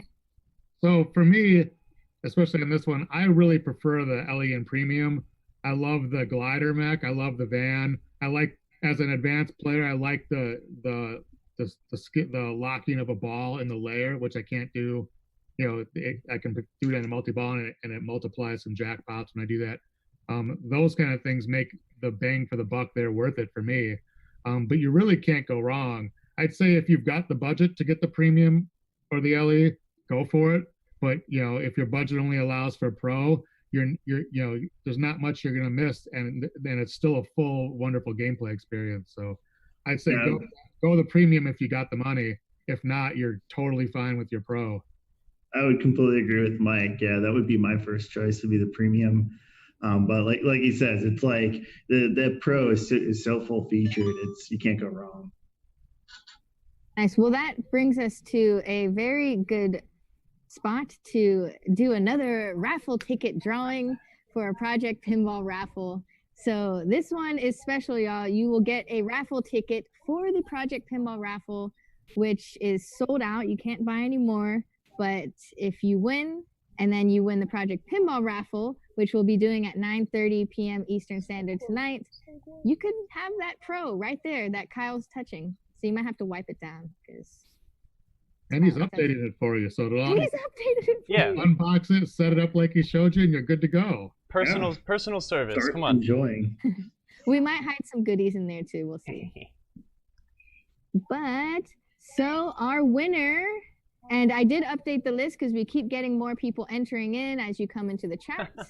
And Midge, if you're watching, please feel free to enter that URL again for the next time we do a raffle. And the winner is Marley Moretti. Oh, I know Marley. Marley! Nice. Marley's one of the little flippers. Yep, She is an awesome pinball player and has the greatest family ever. So Marley, congratulations, Marley. You might get a Teenage Mutant Ninja Turtles game. Yeah, and she had won a translate from me at one of the past shows we did last year. How old is Marley? She just had a birthday. She just had a birthday. Like 11 or 12, right? She can consistently beat me at Iron Maiden. Oh my gosh. But wait, I got way too excited because I know Marley. Marley, you have to be here. Or in this case, since you're a minor, your parents have to be here on this chat right now and say that they're here. Otherwise, it's going to someone else. Uh-oh. So, Moretti family, get over I'll here. give you a few minutes while we keep on talking, and we'll see if Marley gets to claim her ticket. Game finished updating. I am going to remove the USB stick carefully. And now we can put it back together. Yay. Show us how to put it back together for us noobs. Oh, it's so great. You put the translate in this side. Make sure you get it in right. Push it up. Let it sit on its ledge. Close the panel. And put your dang keys back in the door. It's important. Right here. There's two hooks. You have two choices. You got to put them back. Bam. I guess we should turn this thing on. I know that you guys at Stern put a first-time setup menu system in the game, so I'm very curious to see that.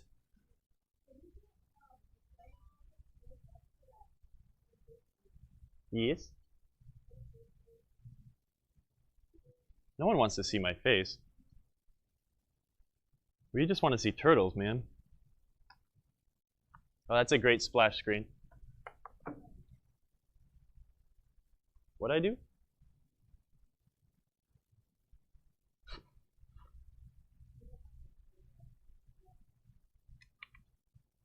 trying to be gentle. Yeah, for just a second.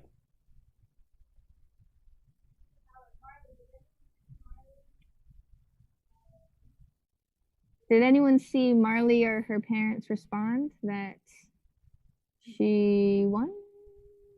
Anyone? If not, while Kyle sets up the game, we're going to get close up into that menu screen so we can all look at it together.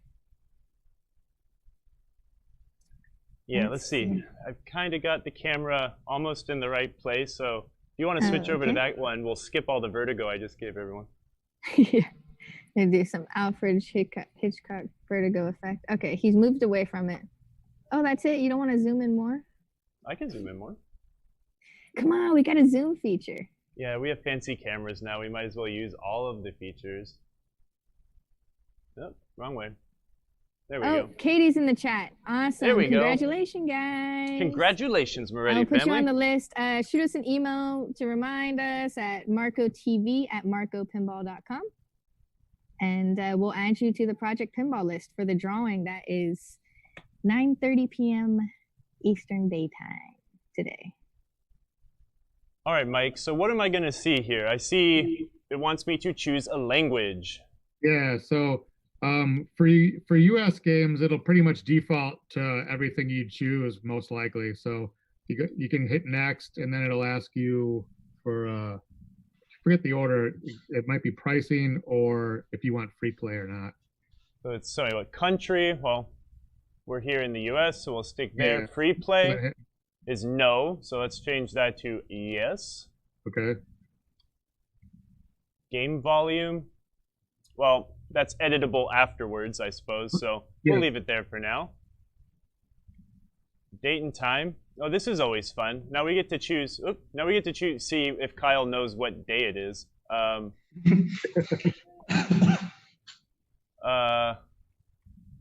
It is. I know it's June. June 25th. Okay. I know what year it is. 2020. Wait, why is it not letting me onto the hour? See, now he's being put on a spot. That's fine. We'll edit this, but you should set your date and time. It's important if games have midnight features. What is the point? Oh, okay, you just answered that right there. Also, so like Midnight Madness. Does this game have a Midnight Madness feature? This one does not, no. If you are one, though, also to track your audits, especially operators, you want to set your date and time, because then every time you dump the audits, it gives the date of what it's set to in the game. That makes more sense. Although the Midnight Madness thing is always cool. That Ghostbusters scream still haunts me. So let's see. Some other things, like personally, that I like to do when I set up a brand new game in the house would be going through your adjustments, your standard adjustments. Whoops. We will run through, we've already set it to free play, but some other things I like to do, especially if it's on home play, is we can set it to a 10-letter name. That's always fun. We could set it to never reset the high scores, so you could keep those family feuds going over many years. Takes a while to get it to 0 when you're only counting by 10. Come on, there we go.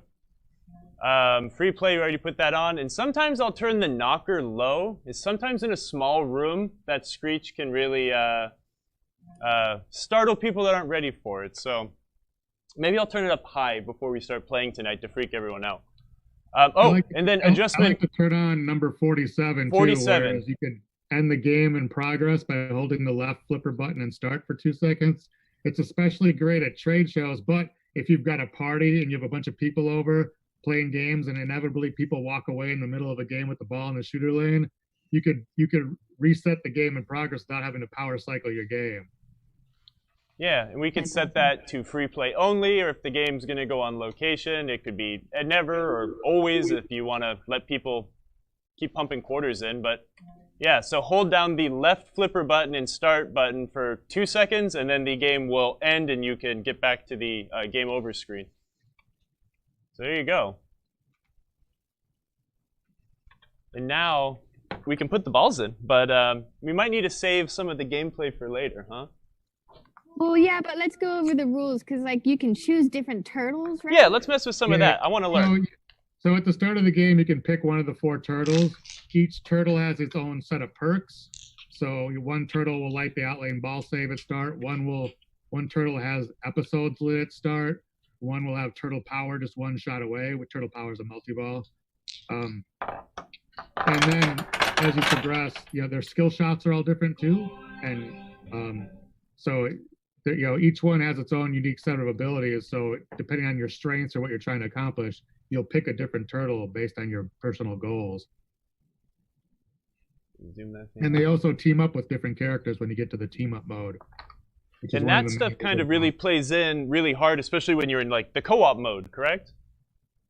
Yes. Yeah. And then when you play co-op, like each player, you can't pick the same turtle on 2 players. So each one gets to choose a unique turtle.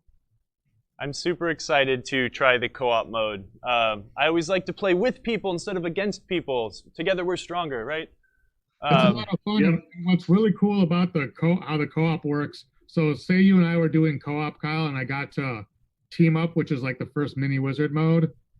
You won't get cheated out of playing team up. On your ball, you'll start.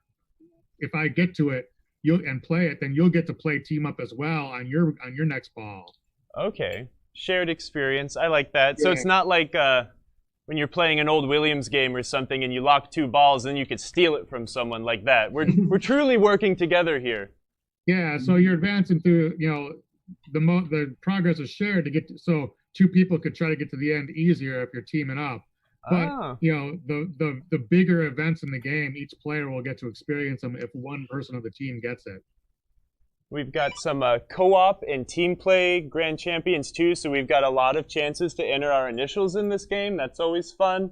Oh yeah, there's high scoreboards for each turtle as well, and a bunch of others. What are your initials up here anywhere, Elliot? I don't remember, but it's one of the high scores. I think it's 3 or 2. I don't remember. Okay, so you are in here somewhere.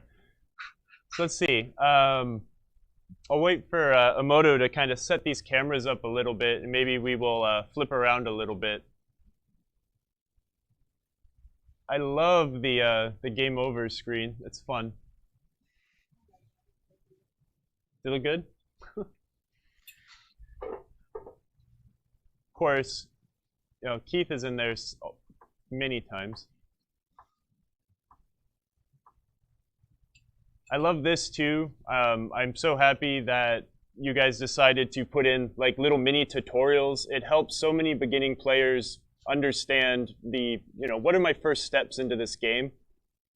Mm-hmm. Yeah, it's a nice, cool visual representation of kind of that little card, which is cool. Yeah, it was a nice feature that switching to an LCD screen allowed us to do. Absolutely. Not that many people probably read the little rule card, but you know, that screen catches your eye from across a room, so you can catch some tips on how to play the game. Yeah, people don't read. You know, I always had signs on all my games on location that say, "Hey, don't put drinks on the glass." And you always come in and people are sticking their beers all over your pinball games. You're like, okay. They're putting it right over that sign. Yeah, exactly. Yeah. They think the sign is a coaster. If only I would have made it bigger and red and in the middle of the glass somewhere. Are those cameras set up? Oh, I see you. EAE. You're high score number 1, man. You got more points than Mike does. I'm moving up. Dang.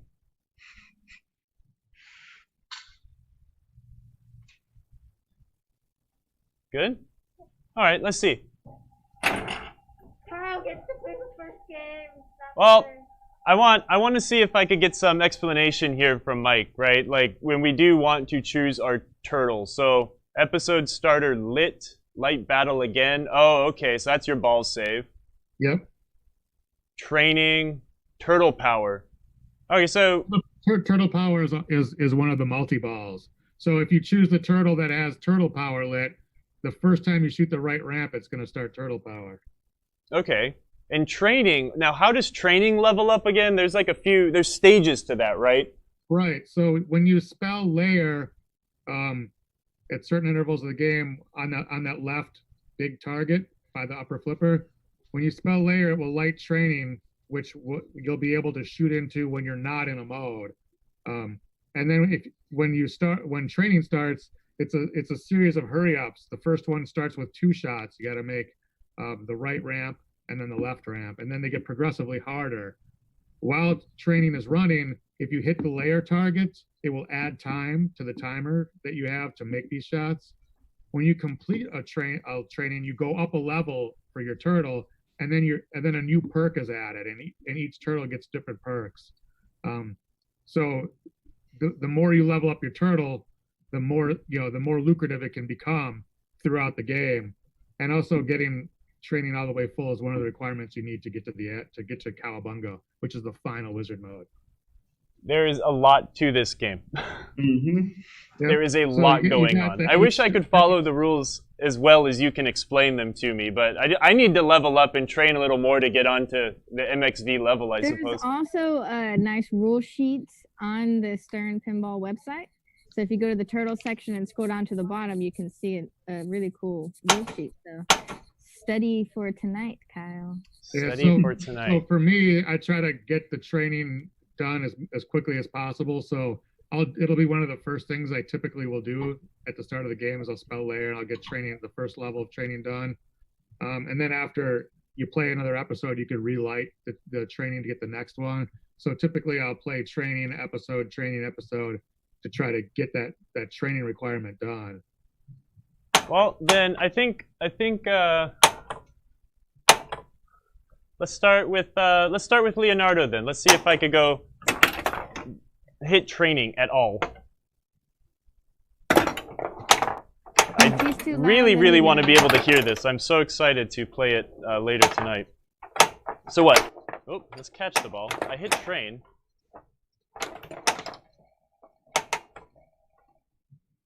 So let's see. Wow. It's always fun to like hold the ball for a second and be like, wow, where can I make this thing go? Can I backhand under the van? Maybe. Nope. Whoa, you can backhand that monster though.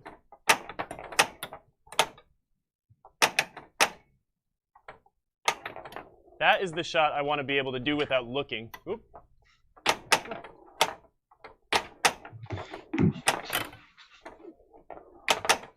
Don't expect much out of me, anybody. I am very, very average at pinball. Now, if you want to play me with some short flipper games, you've got some competition, but it's always so magical playing a game for the first time and trying to figure out the geometry of the game. It always brings me back to that first time I remember playing pinball as a kid. All right. It took me a little while to learn the shots on this one, especially that side ramp, because it's a little bit lower on the flipper than you think it should be. This guy here? Once you get used to it, then you could get it a lot more often, but it's a little bit of work to get used to where that shot is. Oops. So now that I've got layer flashing, yeah, so now training's ready to go. You just got to shoot it up in the layer. Ha! Easier said than done. It's much easier to do it from when you got it trapped up on the right flipper, and then lift the left flipper up to open up the opening bigger, and then shoot it up in there. It's pretty late on the flipper.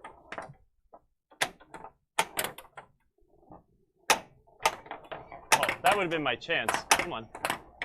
Oh, okay, I'm going to cheat. Let's see. I don't think there's anything wrong with cheating, right? I do it all the time. Shoot the right ramp. I think I can manage that. Someone asked me to rotate the camera, and I did not do it exactly how I was probably asked to, so I apologize. That right ramp is a fun backhand, too, by the way. I want to see the spinning pizza. How do we get to that mode? If he shoots the pizza parlor, which is up, that shot that leads into underneath the van, the locks are lit at the start of the game, so he can shoot it up in there 3 times. Hey, look at that. I did it. I only cheated once, too. Oh. All right, so you just completed the training level. Training level 2 is now where you're at. All right, let's see. I really want to try to find that right ramp. That's a satisfying shot. The way it comes down and bops it down onto the upper flipper. Whoop. Come on. Oh, there we go. Okay, so there we've got that down post in action there. Diverted it out into the pop bumpers.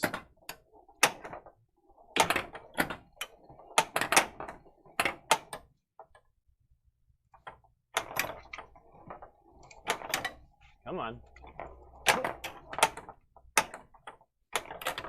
All right. I meant to do that. I couldn't rotate it, y'all. I'm sorry. It's like too much to bear. But on our after-hours stream, we'll have the formal layout of pinball streams created by Jack Danger. I'm sure he invented that. But, you didn't get to the pizza spinning thing. Can we just cheat and see the awesome pizza magnets? Yeah, Kyle, on the next ball, just throw it up into the van, that shot under the van 3 times, because the lock should be lit. The lock should be lit, so shoot under the van. Sorry, okay, I got you. Yeah.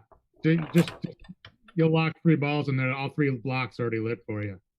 Can't wait to get a close-up shot of that. That's gonna be so good. While Kyle does that, for Mike and Elliot, what are each of y'all's dream themes? I feel like every time someone asks this question, though, it's like maybe you're working on a dream theme, so now you can't talk about it and you have to make up one. I'll give you the same answer I do when this gets asked to me at every show that we do. There are themes that are particular dream themes of mine. I won't tell them to you because I don't want somebody else to go out and get those things and then prevent us maybe as a company from doing them. So I keep that one close to my vest, but I definitely have some in mind. Yeah, same with Mike. But this one in particular was actually really fun to work on, and it was probably one of my dream themes, if you could say that. Yeah, definitely dream theme for me for sure. Mm-hmm. Kyle, what do you? There was a lot of excitement around the office when we started on this about people excited to work on this particular license. Nice. And do you guys have any like development or production anecdotes, like funny stories that you can tell us about the process? Anything come to mind where you're like, that was really funny and won't get you in trouble for saying? I think most of my funny stories will get me in trouble or make things sound bad when they really aren't bad. Fair enough. I'm trying to think, but nothing really comes to mind right now. Yeah. We do laugh and have a lot of fun as a team, and what's nice about this team, especially compared to like various other jobs I've had at any company, games or otherwise, is like a lot of us, before the whole COVID thing made us all have to stay home, we work all day together, and then a lot of times we'd go out to eat and stuff together as a group too. Mm-hmm. We take big groups. There's a whole group of us, that go to lunch together every day, like a big group, and we genuinely enjoy spending time with each other throughout work, even so much so that we'll hang out with each other outside of work. Nice. And I know this question's been asked a lot, but what was it like doing this all virtually? Everyone's office is now their homes, and we adapted really fast. In fact, I was even impressed with how quickly we took to it. Certainly tools like Zoom and everybody having high-speed internet in their house has made things a lot easier.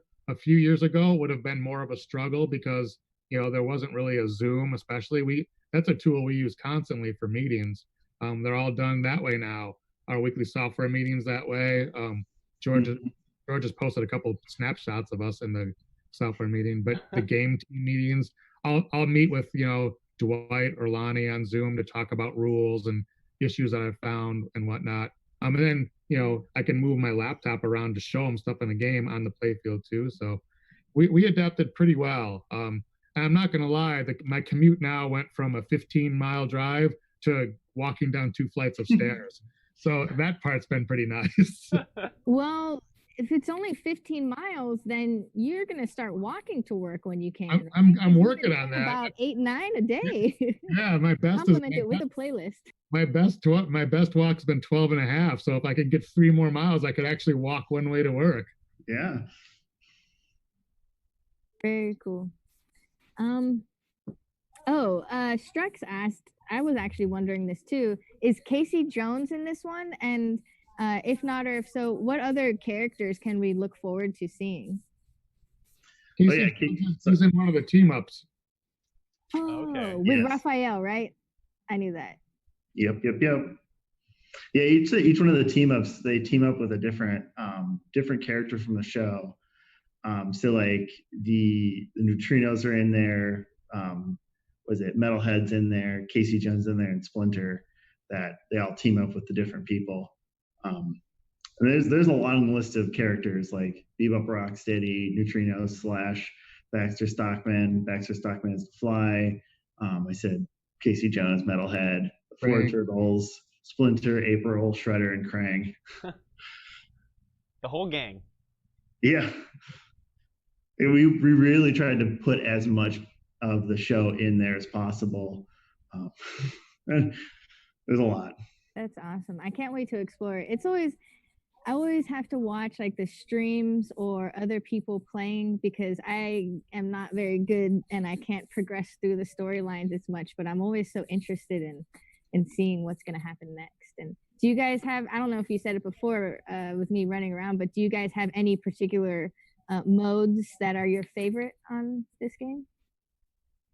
For me, I like the wizard modes a lot, but of the regular 8 episodes, the See You on the Other Side, Ray, I just like the mechanics of that one a lot. You make a shot, then you have to shoot the layer target, and it alternates between making one of the lit shots and the layer target. And to me, it just feels really satisfying when you get on a roll. Like, I'll shoot a ramp, I'll hit that target, and then I set up to do it again.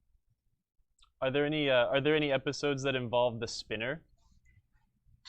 Well, the pizza parlor multi-ball does. Okay. Mhm. And then the spinner will go off regularly throughout the game to influence the ball travel.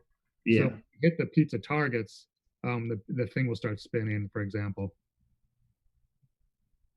Yeah, I really like the pizza parlor multi-ball. That one's pretty fun.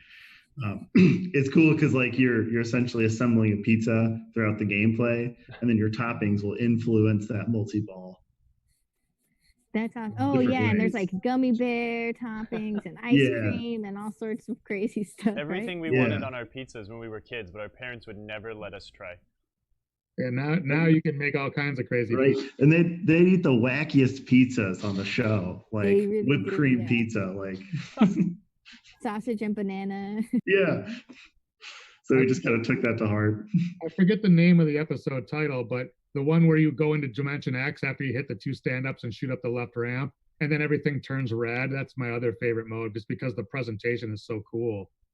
And when you shoot it up there, it'll hold the ball with that device on the ramp while the playfields shift to red as you're going into Dimension X. It's a really cool presentation. That's awesome. Oh wow, that's nuts. Yeah, is that part of the magnet at the top? What's it? No, Tina Park asked, "What's it?" It's the dual ramp stopper that Elliot talked about earlier. Oh, got you. Or on the LE and Premium, the glider will move back and forth, stop the ball in a way just like to function like the up-down thing does on the Pro. So it'll stop a ball there to do presentations. That's really cool. Awesome.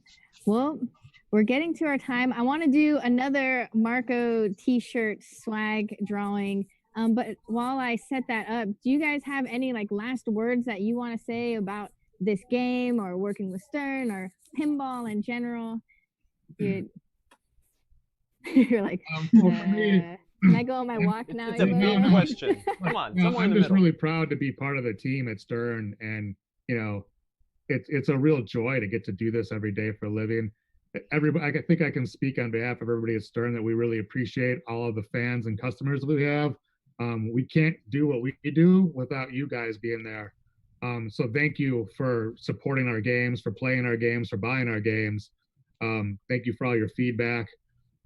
Everything, you know, we love what we do, and hopefully it shows in the games. We're super passionate about what we do. Yeah, well said, Mike. Well, thank you, Elliot.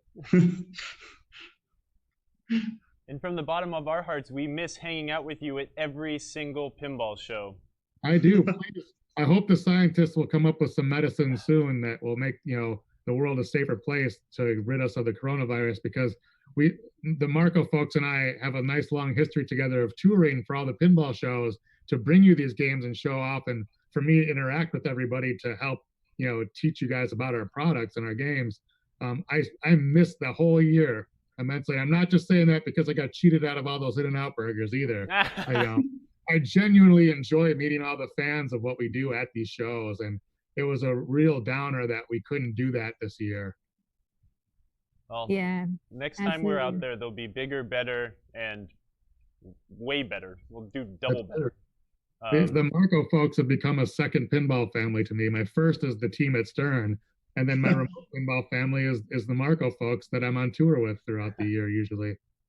Yeah, Elliot, you need to start coming to shows too. Maybe they'll let you.